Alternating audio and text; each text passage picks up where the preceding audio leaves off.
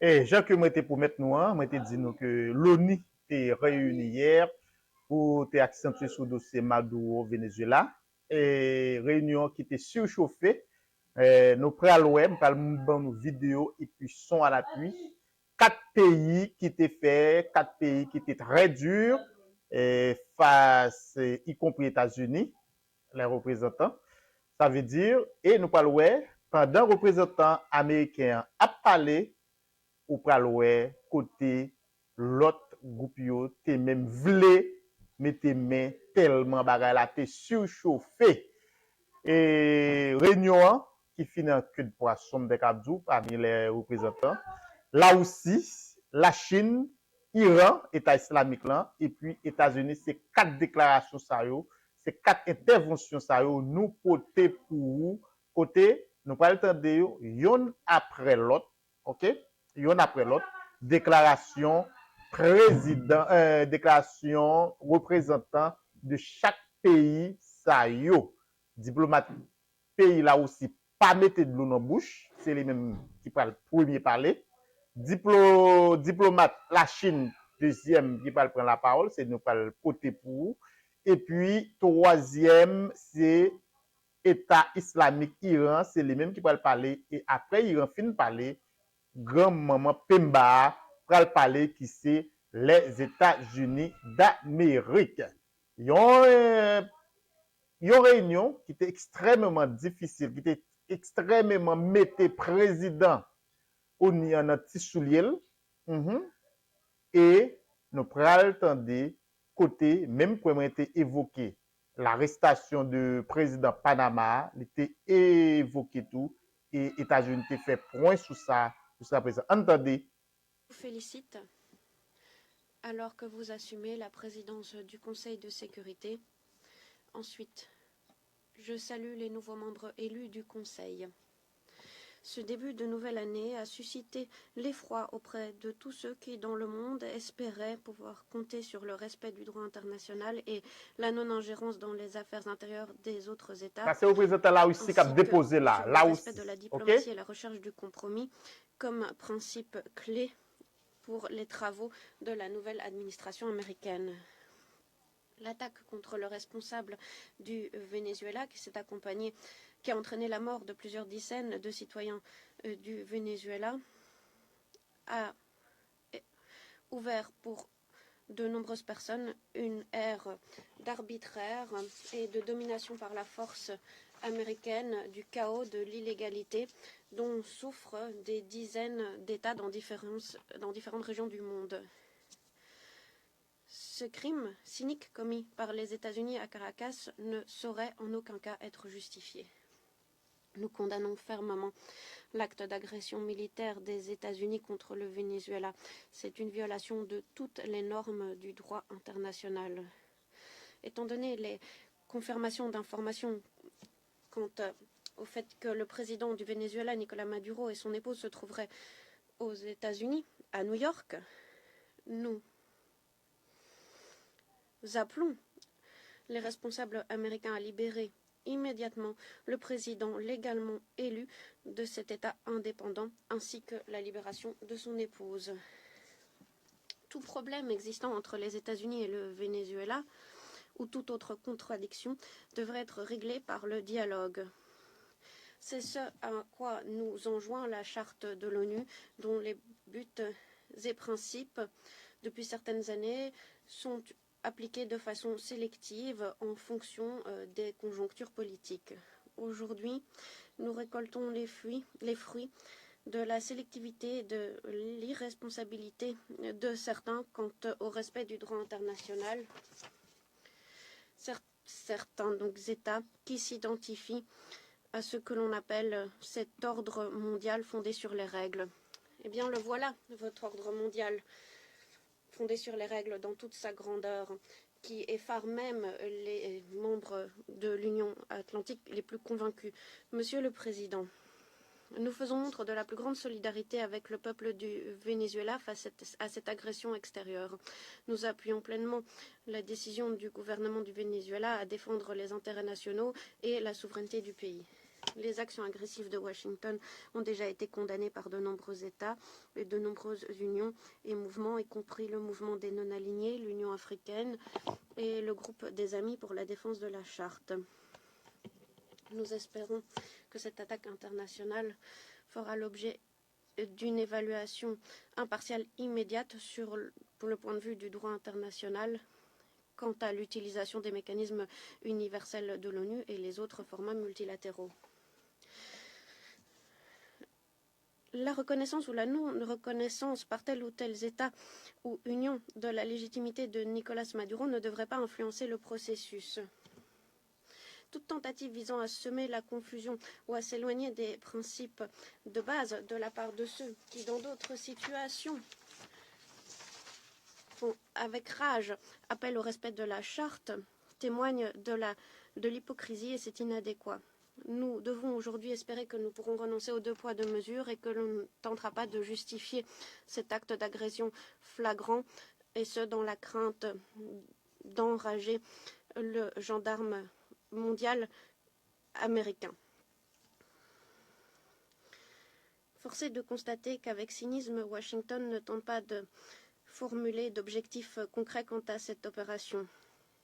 Rétablissement du contrôle sur les ressources naturelles du Venezuela et confirmation des ambitions hégémoniques en Amérique latine. Ainsi, Washington donne un nouvel élan au néocolonialisme et à l'impérialisme qui ont été condamnés par les peuples de cette région et l'ensemble du Sud global.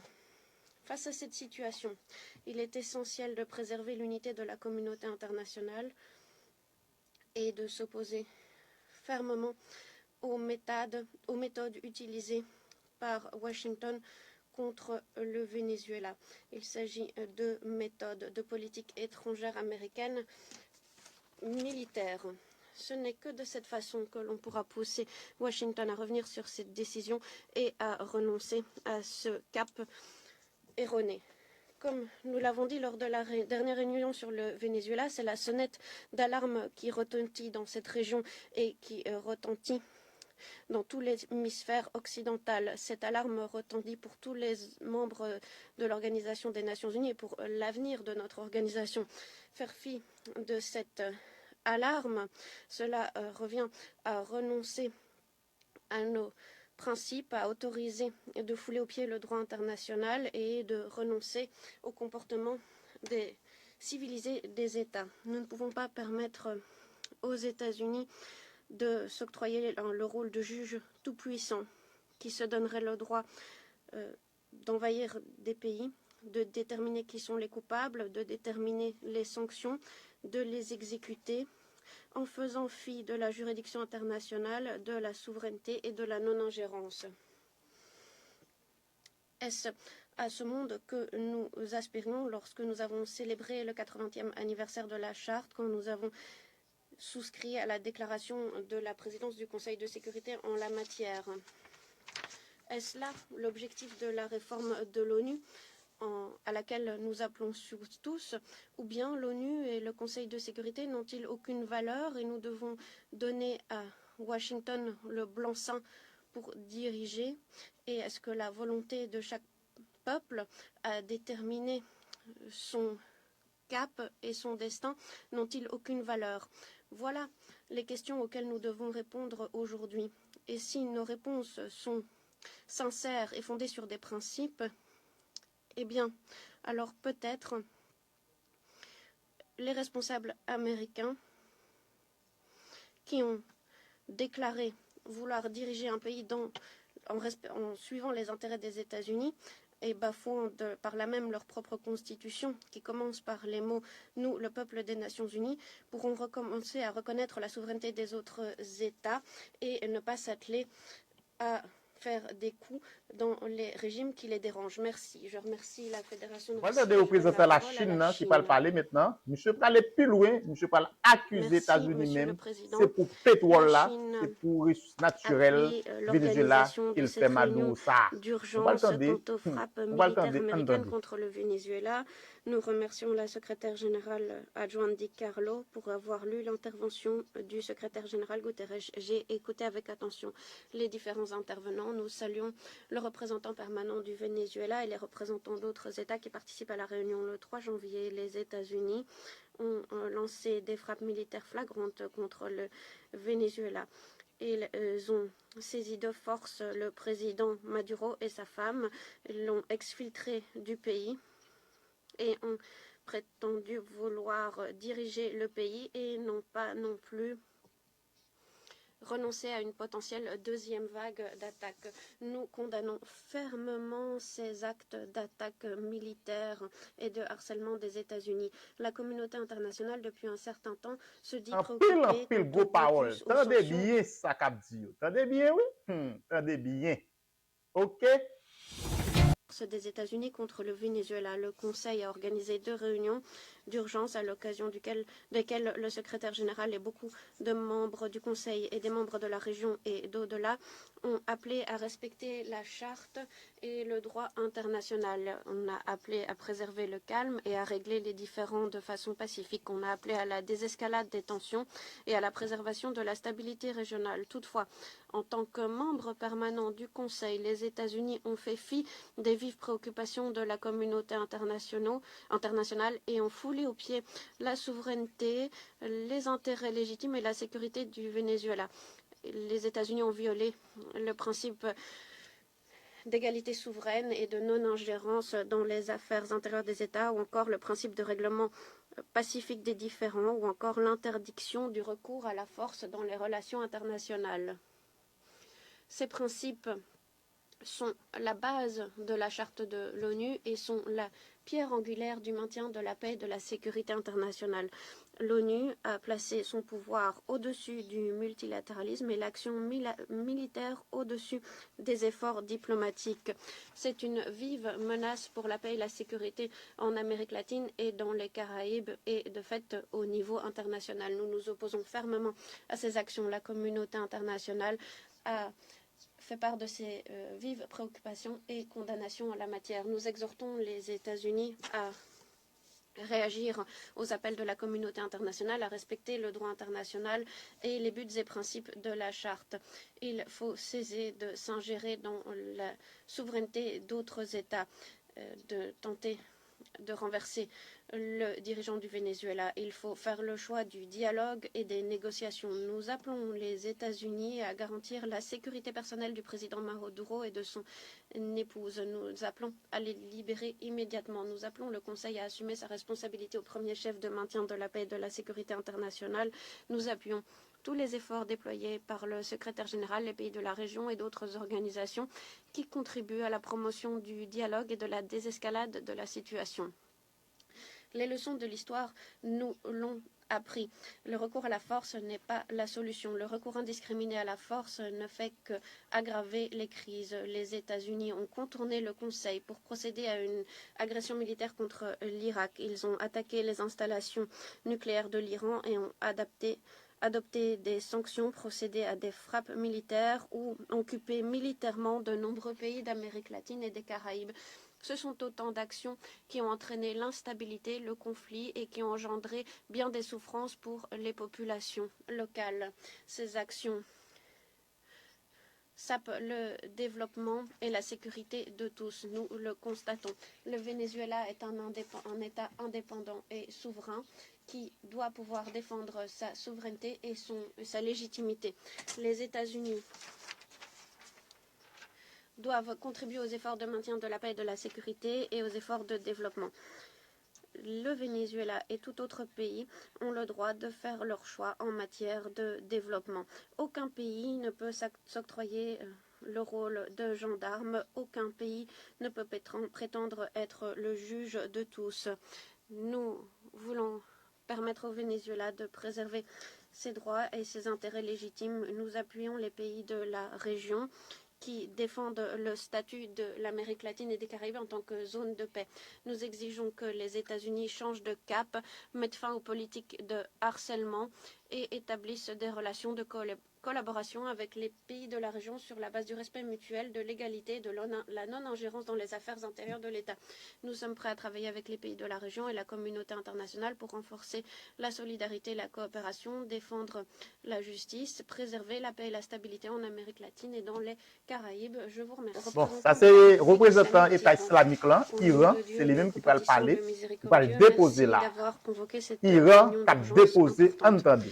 Nous saluons la présence de la secrétaire générale adjointe, Madame Di Carlo, à cette réunion. Nous saluons le professeur Jeffrey Sachs, que nous remercions pour son exposé enrichissant. Tout d'abord, nous aimerions chaleureusement féliciter la Somalie qui assume la présidence du Conseil de sécurité ce mois-ci. J'aimerais aussi saluer les nouveaux membres élus du Conseil, le Bahreïn, la Colombie, la République du Congo, la Lettonie, le Libéria. Je les félicite pour leur élection. Monsieur le Président, la République islamique d'Iran souscrit à l'intervention prononcée par l'Érythrée au nom du groupe des Amis pour la défense de la Charte des Nations Unies et nous souhaiterions prononcer la déclaration suivante à titre national. Premièrement, la République islamique d'Iran condamne dans les termes les plus fermes l'attaque militaire menée par les États-Unis d'Amérique contre la République bolivarienne du Venezuela.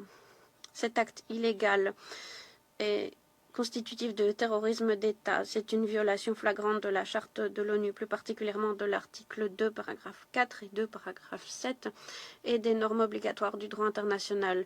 Il s'agit là d'un acte international illicite et d'une agression à proprement parler. Cette agression militaire contre un État membre indépendant de l'Organisation des Nations Unies constitue une violation flagrante de la sécurité et de la paix régionale et internationale. Les conséquences pour le système international dans son ensemble seront immenses. Deuxièmement, l'enlèvement du président démocratiquement élu et de la première dame de la République bolivarienne du Venezuela par les États-Unis constitue une violation grave du droit coutumier international, y compris du principe d'inviolabilité des immunités octroyées aux chefs d'État et de gouvernement au titre du droit international. C'est là un affront à l'égalité souveraine des États. La République islamique d'Iran rappelle le droit du Venezuela à la légitime défense et nous soulignons la responsabilité des Nations Unies, notamment du Conseil de sécurité, à prendre des mesures immédiates pour mettre fin à cette agression illégale et garantir la reddition de comptes pour tous les responsables. Nous réaffirmons également notre plein appui à la population et au gouvernement légitimement élu de la République bolivarienne du Venezuela. Troisièmement, les États-Unis tentent de substituer leur législation nationale au droit international et à la Charte des Nations Unies. Cela devrait être une mise en garde pour l'ensemble de la communauté internationale. De telles actions illégales sapent les fondements mêmes de l'ordre international fondé sur la Charte et créent un précédent périlleux que nous devons rejeter fermement. Cette soi-disant politique américaine de paix par la force revient à la loi de la jungle et à la loi du plus fort qui l'emporte sur l'état de droit. Si c'est toléré ou normalisé, notre système de sécurité collective établi par la charte serait dépourvu de tout sens. Quatrièmement, l'inaction et la paralysie du Conseil de sécurité face à des menaces explicites et des actes d'agression par les États-Unis créent un climat d'impunité dangereux. Cela pousse les États-Unis à s'entêter dans cette conduite illégale qui constitue une grave menace pour la paix et la sécurité régionale et internationale. Ces derniers jours, le président des États-Unis a prononcé de nombreuses menaces publiques de recours à la force contre la République islamique d'Iran, une autre violation flagrante de l'article 2, paragraphe 4 de la Charte des Nations Unies. Dans le même temps, les États-Unis versent des larmes de crocodile pour le peuple iranien et prétend avec ironie de l'appuyer tout en continuant de s'adonner à des politiques d'intervention, de recours à la force et d'adoption de mesures coercitives unilatérales contre l'Iran. Il s'agit notamment d'un appui politique, militaire et opérationnel en faveur de la guerre d'agression conjointe menée par le régime israélien le 13 et le 24 juin 2025, ce qui a entraîné des pertes parmi la population civile et des attaques contre nos infrastructures. Il s'agit aussi de violations de nos droits fondamentaux. Nous réaffirmons notre droit légitime à la souveraineté, l'intégrité territoriale et la sécurité nationale et notre droit à protéger notre population de toute ingérence extérieure. Les États-Unis d'Amérique devront assumer leurs responsabilités quant ces menaces ou toute escalade qui pourrait s'en suivre. Enfin, nous rejetons fermement les allégations infondées et les références illégitimes prononcées contre l'Iran par le représentant des États-Unis d'Amérique. Les faits parlent plus fort que les discours et ne sauraient cacher la réalité.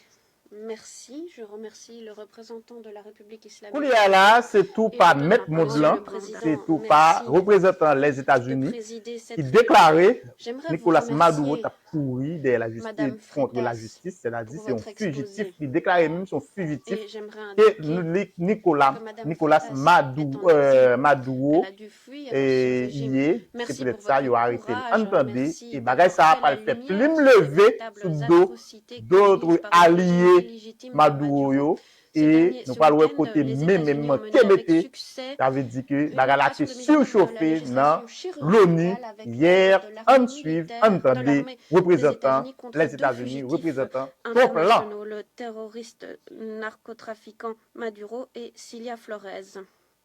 Chers collègues, Nicolas Maduro est responsable d'attaques contre le peuple des États-Unis. Il est responsable de déstabilisation de l'hémisphère occidental. Il procède à une répression illégitime du peuple du Venezuela. Comme le secrétaire d'État Rubio l'a dit, il n'y a pas de guerre menée contre le Venezuela ou sa population. Nous n'occupons T'as des arguments, pas monsieur, de t'as des arguments bien. Il s'agissait bel et bien d'une opération de mise en œuvre de la législation afin d'appliquer un mandat en vigueur depuis plusieurs années. Nous avons arrêté un trafiquant qui va maintenant être jugé aux États-Unis conformément à l'état de droit pour les crimes qu'il a perpétrés contre notre population depuis 15 ans. Les premières actions ont été prises en 1991 contre Manuel Noriega, qui a été arrêté, inculpé, condamné par un tribunal qui a purgé sa peine en prison aux États-Unis et au Panama. Le peuple du Panama, le peuple américain sont aujourd'hui dans une plus grande sécurité et indubitablement, toute la région est plus stable. Cette mesure de mise en œuvre de la législation a été menée en conformité aux responsabilités du président américain qui doit protéger les citoyens américains dans le pays et à l'étranger de crimes qui ont fait des milliers de victimes américaines et qui ont déstabilisé l'ensemble de notre hémisphère.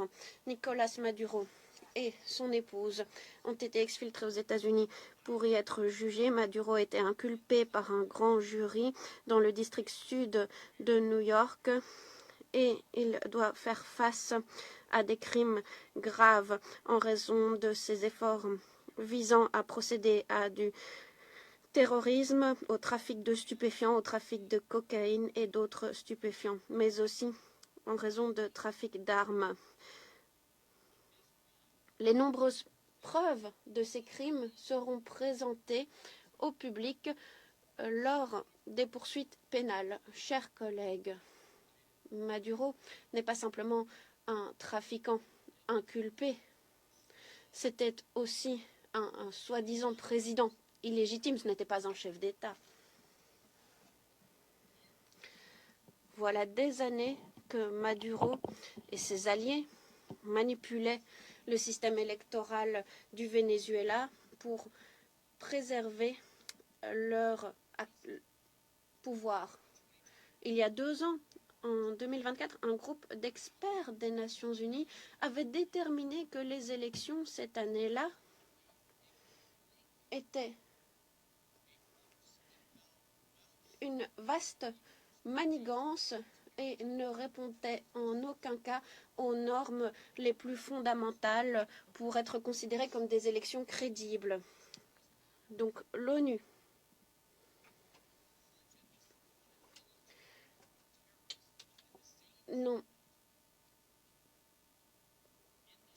n'ont pas pu confirmer la légitimité d'un président soi-disant élu. Dans le cas contraire, de quelle organisation pourrions-nous Est-ce que parler? nous entendez? Est-ce que nous entendez bien? Bien des nations, y compris l'Union européenne, y compris certains pays d'Amérique latine, et évidemment les États-Unis. Donc plus de 50 pays avaient déjà rejeté la légitimité des élections de Maduro suite aux élections contestées de 2024 et ne l'avaient donc pas reconnu comme président légitimement élu du pays. Maduro a refusé de renoncer au pouvoir de façon légitime après que la population l'a rejeté lors des élections. Donc Maduro était un fugitif. Maduro est aussi le responsable d'une organisation terroriste internationale vicieuse, Cartes de las Soles, une entreprise criminelle qui se coordonne avec d'autres organisations criminelles, Trendero de Agua, entre autres, afin d'atteindre ses objectifs, à savoir utiliser les stupéfiants comme arme contre les États-Unis. Trendero Agua est une organisation terroriste étrangère qui comprend des milliers de membres qui, notamment, ont infiltré de façon illégale les États-Unis et qui procèdent à des actions hostiles contre la population américaine et contre les États-Unis. Ce sont des criminels qui terrorisent la population, qui s'adonnent au meurtre, aux enlèvements, à l'extorsion et au trafic de personnes, au trafic d'armes et au trafic de stupéfiants. Notre administration, l'administration du président Trump, ne l'acceptera jamais. En mars 2025, le président Trump a déclaré que Trendero Agua procédait, et je cite, à des actions hostiles et procédait à des activités de guerre illégitimes contre le territoire des États-Unis et avec l'appui du régime du Venezuela. Maduro et ses affidés ont procédé à l'appui des trafiquants de stupéfiants de la région depuis des décennies. Ils ont contribué à l'arrivée en masse de stupéfiants aux États-Unis, soit plusieurs milliers de tonnes chaque année. Il s'est enrichi, il est devenu incroyablement riche aux dépens de la misère de nombreux Américains, Vénézuéliens et autres. Il a contribué et il a facilité des organisations terroristes telles que le Hezbollah. Il s'est coordonné avec des responsables iraniens corrompus et d'autres acteurs malveillants pour influencer non seulement la région, mais aussi pour influencer les États-Unis. Dans le rapport de 2025 sur les stupéfiants, l'ONU-DC identifiait le Venezuela comme voie de trafic majeur de stupéfiants, avant tout la cocaïne qui entrait aux États-Unis et de plus en plus maintenant en Europe. Comme l'a dit le secrétaire d'État Rubio hier, nous sommes ici dans l'hémisphère Bon, fin tande, occidental nous parlons et causer, nous n'allons parlons pas lever campé, permettre que fin notre tande, fin région soit gade. utilisée comme Nous zone bon rendez-vous, nous suivre d'opération évolution par dossier ça des pour vous, comme ça adversaires doit. ou des rivaux des États-Unis.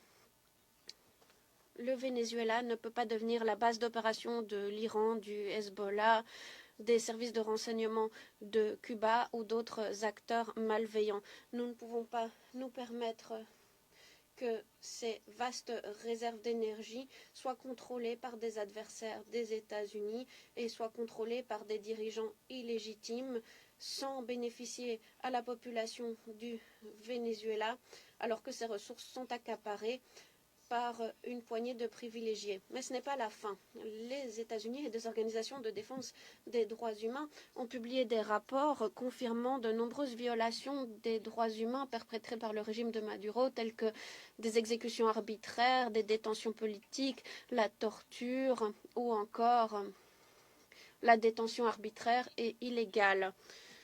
Plus de 8 millions de Vénézuéliens ont dû fuir le pays, ce qui a déstabilisé les pays voisins de la région et a entraîné la plus grande crise de réfugiés de la région. Mesdames et messieurs les membres du Conseil, chers collègues, les États-Unis veulent un avenir meilleur pour le Venezuela. Nous sommes convaincus qu'il est possible de garantir un avenir meilleur pour la population du Venezuela, pour la population de la région et du monde, et ce, en stabilisant la région et en faisant de cette région qui nous abrite une région plus sûre. Voilà pourquoi des millions de Vénézuéliens qui ont fui ce régime brutal se sont félicités à travers le monde alors que notre organe ici émet des jugements. Et ce, y compris dans mon État en Floride, qui accueille des milliers de personnes qui ont dû fuir la brutalité de ce régime. Je vous le rappelle, le président Trump a donné sa chance à la diplomatie. Il a fait de nombreux appels et d'offres à Maduro. Maduro a refusé d'y répondre. Le président Trump a été clair, ce narcoterrorisme devait prendre fin. Ce n'a pas été le cas. Les États-Unis ne renonceront jamais à protéger les Américains du narcoterrorisme, et ce, dans notre quête de liberté, de justice pour ce grand peuple